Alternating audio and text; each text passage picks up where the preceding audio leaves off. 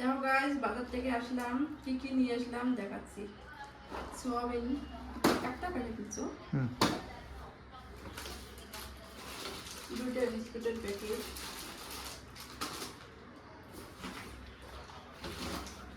Oil কটা দিচ্ছো? তিনটে। অয়েলের দাম বাড়ছে মনে হয় না? ব্যাঙ্গালোরে থাকা অত সোজা না। দুটো টাকা দিচ্ছো? দিদি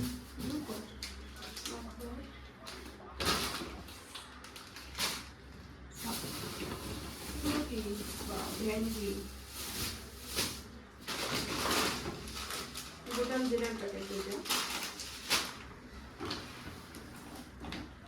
এগুলো পুঁইশাকগুলো মনে হয় মানে ইয়ে বেশি, মানে পুরো হয়নি, ভালো লাগবে এগুলো।